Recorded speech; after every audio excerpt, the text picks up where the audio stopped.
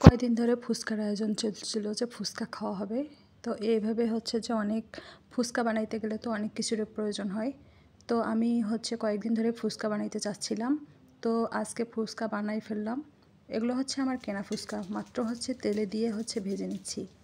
আর খুব সহজেই হচ্ছে যে ফুচকা কিভাবে বাসায় বানিয়ে একদম টেস্টি করে খাবেন। আর যদি এইভাবে খান তাহলে হচ্ছে যে দোকানের ফুচকা আপনাদের একটুও ভালো লাগবে না। ফুচকার কিছু সিক্রেট আছে, সেই বিষয়গুলো হচ্ছে আজকে আমি শেয়ার করব। আর এদিকে হচ্ছে আমার ডোর লক নষ্ট হয়ে গেছে। হঠাৎ করে মিস্ত্রি এসে নক দিল, তারপর হচ্ছে ডোর লকটা ঠিক করে দিল। আর আমিও হচ্ছে কাজ ছেড়ে এখানে একটু ভিডিও করে নিলাম। তারপর এদিকে আবার হচ্ছে আমার কম্পিউটারে ভিডিও চলছিল অনেকের। তারপর সবগুলো কাজ সকালেই হচ্ছে কমপ্লিট করে নিয়েছি। আর এদিকে হচ্ছে মিস্ত্রি এসে একটু ডিস্টার্ব দিল। তারপরেও এটা একটা খুব প্রয়োজন ছিল আমার দরজার জন্য। হঠাৎ করে আমার ভুলের কারণে আমি লাগিয়ে ফেলছিলাম। তারপর এদিকে হচ্ছে বাজার করে নিয়ে আসছি, কিছু টুকিটাকি বাজার, যেগুলো হচ্ছে সবসময় লাগে সচরাচর। আর এগুলো হচ্ছে আমার খুব দরকারি ছিল, বাসায় ছিল না, তাই আমি হচ্ছে নিজেই নিয়ে এসেছি। আর এগুলো ছিল হচ্ছে ফুচকা কেনা কেনা রেডিমেড ফুচকাগুলো, এগুলো বাসায় নিয়ে আসছি। আর যেহেতু অনেক অনেকজন একসঙ্গে হচ্ছে ফুচকা মজা করে খাবো, তাই হচ্ছে বড় কড়াইয়ের মধ্যে অনেকগুলো তেল দিয়ে এখানে হচ্ছে আমি ফুচকা ভাজার জন্য প্রথমে একটা টেস্ট করার জন্য দিয়ে দিলাম। দ্বিতীয়বারে হচ্ছে যে আমি একবারে 7 থেকে 8টা করে এভাবে পরপর প্রায় হচ্ছে হাফ কেজির মতো ফুচকা ভেজে নিয়েছি। যেহেতু মানুষের পরিমাণ বেশি, আর যেহেতু অনেকেই মিলে খাবো, আর খারাপভাবে তো করলে অনেকেই হচ্ছে বদনাম করবে, সেটার ভয় না। কিন্তু কথা হচ্ছে যে আমার মুখের টেস্ট যেটা, সেই অনুযায়ী হচ্ছে যে আমি বানাবো। তারপর এদিকে ফুচকাগুলো ভেজে নিচ্ছি। ফুচকাগুলো ভাজতে কিন্তু খুব ধৈর্য লাগে। ফুচকা হচ্ছে কেনা ফুচকাগুলো অনেকের হচ্ছে ভালো করে ফুলে যায় না। তেল ভালো করে গরম করে নিতে হবে, তারপর হচ্ছে ফুচকাগুলো দিয়ে দিতে হবে। আর ফুচকাগুলো হচ্ছে যে একটা একটা করে দিলে বেশি ভালো হয়, কারণ ফুচকা একটার গায়ে আরেকটা লেগে গেলে সামান্য একটু টাচ লাগলেই কিন্তু ফুচকাগুলো সঠিকভাবে ফুলতে চায় না। এজন্য ওগুলো হচ্ছে ওইভাবে ধৈর্য সহকারে ভেজে নিতে হবে। আর এদিকে হচ্ছে আমি যে ভিতরে পুরটা, এই পুরটা হচ্ছে রেডি করে নিচ্ছি। পারফেক্ট টেস্টের হচ্ছে ফুচকা খেতে হলে 3 স্টেপে যে আপনারা হচ্ছে যে পুর, তারপর হচ্ছে ফুচকা, আর হচ্ছে টক পানি, এটা কিন্তু পারফেক্ট হচ্ছে টেস্ট অনুযায়ী বানানোর জন্য অনেক পরিশ্রম করতে হয়, অনেক কষ্ট করতে হয়। ফুচকা হচ্ছে পারফেক্ট টেস্টেই খেতে হলে অনেক কিছুর প্রয়োজন হয়। খুব অল্প উপকরণ দিয়ে কিন্তু ফুচকা বানানো যায় না। আমি এখানে অনেক কিছু উপকরণ নিয়েছি। তারপর হচ্ছে আমি চাই যে আমি আমার টেস্ট আমি যেরকম পছন্দ করি ঠিক সেরকম করেই হচ্ছে যে যাদেরকে খাওয়াবো তাদেরকে সেইভাবেই খাওয়াবো। তো এখানে হচ্ছে পুরটার জন্য আমি 3 ধরনের হচ্ছে যে একটা হচ্ছে মসুর ডাল, আর হচ্ছে আলুর পরিমাণটা কম আর ডাবলির পরিমাণটা হচ্ছে বেশি নিয়েছি। আর এখানে হচ্ছে কাঁচা মরিচ, তারপরে হচ্ছে এখানে দিয়ে দেবো আমি কাঁচা পেঁয়াজ, এগুলো হচ্ছে আগেই কুচি করে কেটে নিয়েছিলাম। আর মরিচ কাটতে আমার হাতের অবস্থা একদম খুবই খারাপ হয়ে গেছে, হাত জ্বলছে। এদিকে দিয়ে দেবো ধনেপাতা। ধনেপাতা তো হচ্ছে ফুচকার প্রাণ। এটা হচ্ছে টক পানি বলেন আর হচ্ছে ভিতরের পুর বলেন, দুটাতেই হচ্ছে ভালো করে ব্যবহার করতে হয়। আর এদিকে হচ্ছে টালি করে রাখা মশলা, এখানে হচ্ছে আমি বেশি কোনো মশলা দেইনি, সেটা হচ্ছে জিরা আর ধনিয়া হচ্ছে সামান্য পরিমাণে আস্ত আগে ভেজে নিয়েছি, তারপর ব্লেন্ডারে হচ্ছে ব্লেন্ড করে নিয়েছি। এখানে হচ্ছে ভর্তার মধ্যে ভালো করে সবগুলো মশলা উপকরণগুলো দিয়ে তারপরে হাত দিয়ে ভালো করে মেখে নিচ্ছি আলতো হাতে।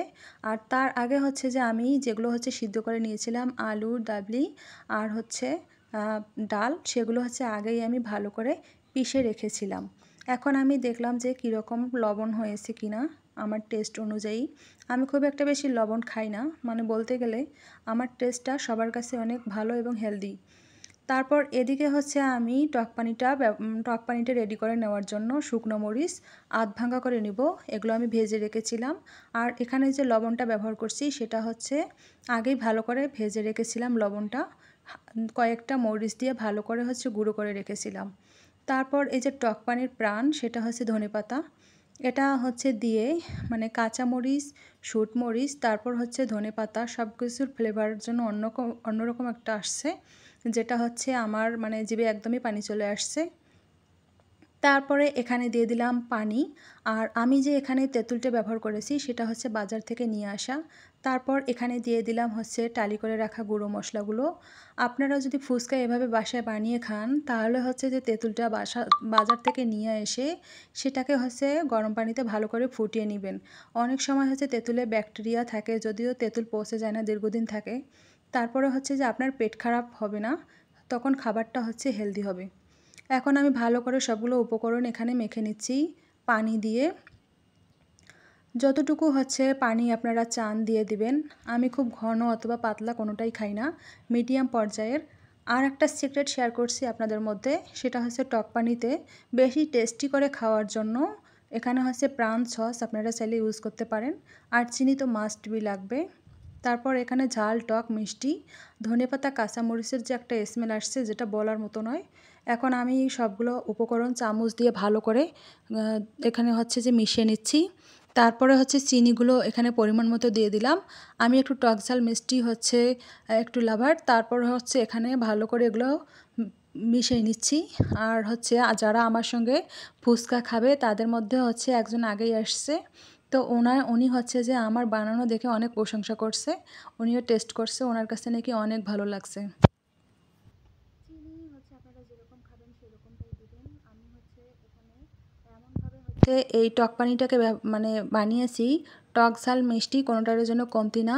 আর এখানে হচ্ছে লবণটাও পরিমাণ মতো দিতে হবে, তাহলে হচ্ছে পারফেক্ট একটা স্বাদ চলে আসবে। এখন হচ্ছে এখানকার যে সিক্রেট সেটা হচ্ছে যে সস। এই প্রাণ সস হচ্ছে আমার কাছে ছিল না, আমি এটা হচ্ছে মিনি প্যাক নিয়ে আসছি জাস্ট হচ্ছে যে আমি তেঁতুল পানিতে ব্যবহার করার জন্য। এখন এগুলা ভালো করে দেওয়ার পরে ভালো করে মিশিয়ে নেব, তখন আরও একটা অন্যরকম মানে স্বাদ চলে আসছে। এটা কিন্তু সিক্রেট, এটা কিন্তু দোকানে আপনারা পাবেন না। এখন আমার ফুচকা একদম বানানো কমপ্লিট, সবাই হচ্ছে খাওয়ার আয়োজন। আর এদিকে আমি হচ্ছে 1 প্লেট হচ্ছে ফুচকা রেডি করে নিলাম, নিয়ে হচ্ছে আমি আমার ওকে হচ্ছে দিতে যাচ্ছি। তো সে যখন ফুচকাগুলো দেখলো চমকে উঠছে যে খাবে না। তারপরে সে খেতে খেতে সম্পূর্ণ প্লেটটাই হচ্ছে সাবার করে দিয়ে আমাকে হচ্ছে ডাকা শুরু করে দিয়েছে। আমি এসে বলি কী হয়েছে, সে বলে কি যে সবগুলো খেয়ে ফেলছে। আর এদিকে সামান্য একটু স্মৃতি রেখে দিলাম, আমরা হচ্ছে অনেকজন ছিলাম, খেয়ে নিচ্ছি।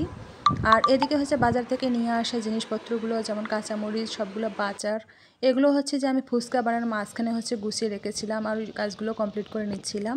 তো আজকে ছিল আমার এইরকম আয়োজন। সবগুলো হচ্ছে যে একদম বানাতে গেলে রান্নাঘরের জন্য এলোমেলো অবস্থা। তারপরেও হচ্ছে সবগুলো কাজ হচ্ছে একটু একটু করে মানে হচ্ছে গুছিয়ে নিতে হয়। আর কাজেরও হচ্ছে যে একটা ধরন যেটা হচ্ছে কৌশল, সেইভাবে হচ্ছে করলে কাজগুলো খুব অল্প সময়ের মধ্যে গুছিয়ে করা যায়। আমি ঠিক সেইভাবেই করার চেষ্টা করছি। তারপরে বাজার থেকে নিয়ে আসা এখানে হচ্ছে ধনিয়াগুলো, আস্ত ধনিয়া ছিল, এগুলো হচ্ছে ভেজে নিয়ে তারপর হচ্ছে বাকিগুলো হচ্ছে গুঁড়ো করে রেখে দিলাম, সেগুলো হচ্ছে আমি রান্নার কাজে ব্যবহার করব। তো আজকে সবাই ভালো থাকবেন, সুস্থ থাকবেন। আজকের মতো এ পর্যন্তই। নেক্সট ডে কোনো ভিডিও নিয়ে আবারও হচ্ছে হাজির হব। সবাই ভালো থাকবেন, সুস্থ থাকবেন। আল্লাহ হাফেজ।